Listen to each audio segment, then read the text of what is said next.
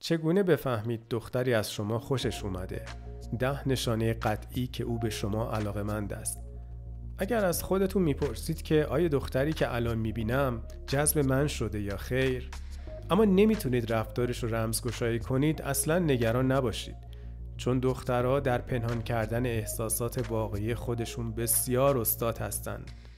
اما برای اینکه بفهمید آیا یه دختر واقعا شما رو دوست داره یا خیر، به جنبه‌های مختلف رفتار و زبان بدنش باید دقت کنید. رمزگشایی از زبان بدن دختر و دقت کردن به جزئیاتی که اون نمیتونه از شما پنهان کنه بهتون کمک میکنه قصد و نیت پنهان اون دختر رو متوجه بشید و برای حرکت بعدی خود تصمیم عاقلانه بگیرید.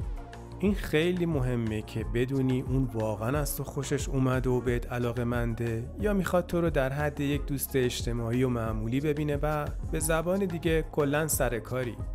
پس بریم از این رفتارها رمزگشایی کنیم تا در برخورد با دوست دختر یا حتی همسر احتمالی آینده‌ات دچار اشتباه و پشیمونی نشی.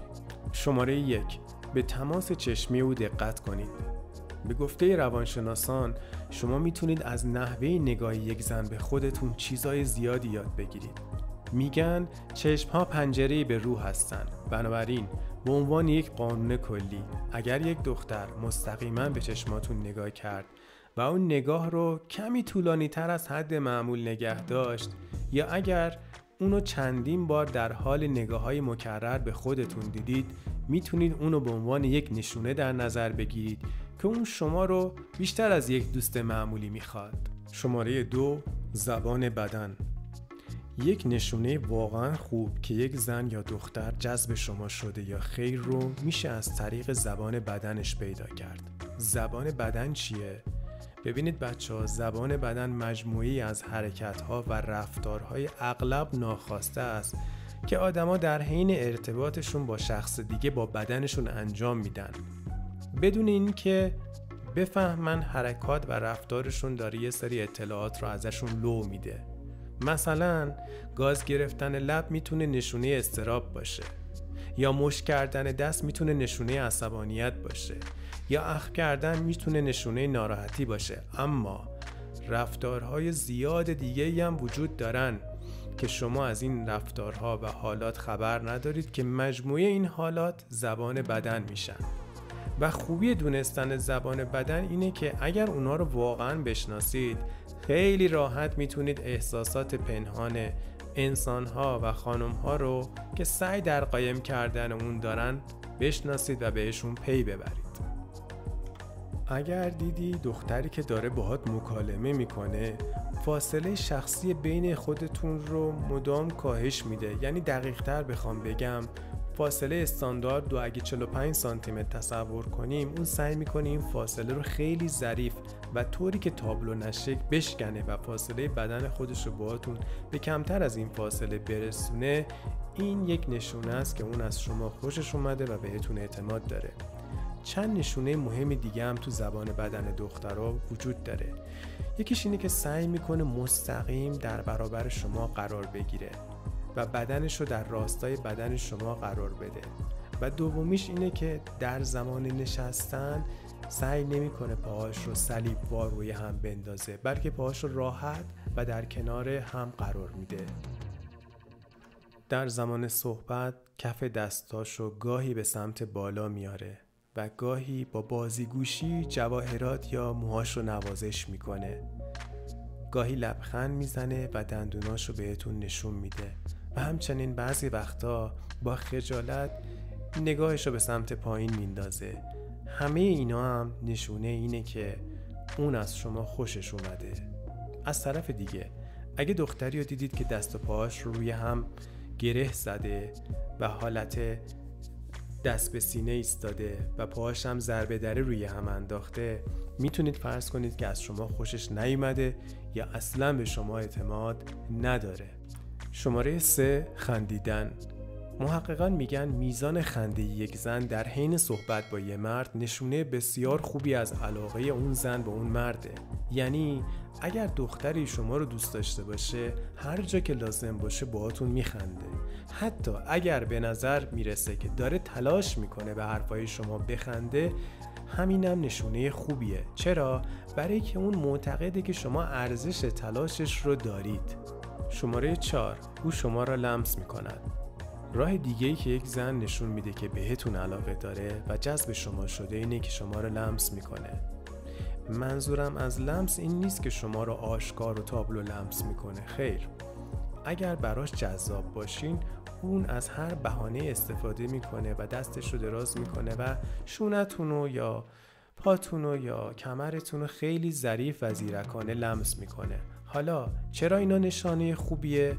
چون مردم به افرادی که دوست ندارن دست نمیزنن. پس اگر اون بهانه‌ای برای لمس کردن شما داره، به احتمال زیاد اون بهتون علاقه داره و هر چقدر این لمس کردن بیشتر بشه، خیالتون راحت تر باشه که اون به شما علاقه‌مندتره. شماره 5، گفتگو. اگر با دختری که دوست دارید تنها میشید، توجه کنید که آیا برای صحبت کردن باهاتون هیجان زده است یا نه. اگر این کار رو انجام داد، احتمالا نشانه اینه که اون بهتون علاقه داره. با این حال، اگر او مدام به اطراف نگاه کرد و به نظر رسید که حوصله‌اش داره سر میره و به خصوص اگر دیدید تلفن همراهش رو چک میکنه، نشانه مطمئنیه که اون اصلاً به شما علاقه نداره. شماره 6، لب و دهان. برای جذب شریک زندگی، یک زن به صورت غریزی تمایل داره توجه مرد مورد علاقه اش را به ویژگی‌های خودش جلب کنه. یکی از این ویژگی‌ها دهان و لب خودش هست. از اونجایی که یک رابطه جسمانی اغلب با یک بوسه شروع میشه، دختری که شما رو دوست داره ناخودآگاه تمرکز و توجه شما رو به سمت لب‌های خودش جلب میکنه. بنابراین اگر او به بوسیدن شما فکر کنه، ناخودآگاه حرکت‌هایی با لب خودش انجام میده. ممکنه خیلی ظریف لب‌های خودش رو لیس بزنه یا بماله، یا چشماش رو هر از مدتی برای نگاه کردن به لب‌های شما به سمت پایین بچرخونه. شماره 7، او دوست ندارد شما با دخترای دیگه خیلی صمیمی بشید. بیشتر زنان رقابت رو دوست ندارن و دختری که شما رو دوست داره ممکنه از این که ببینه شما با دخترای دیگه صمیمی حرف میزنید ناراحت بشه. اون ممکنه آشکارا واکنش نشون بده یا ممکنه فقط محل رو ترک کنه و بره، به طوری که مجبور نباشه صمیمیت شما رو در زمان حرف زدن با دختر دیگه‌ای تماشا کنه. قبل از صمیمی شدن با زنای دیگه دوباره فکر کنید، زیرا ممکنه براتون نتیجه بدی داشته باشه.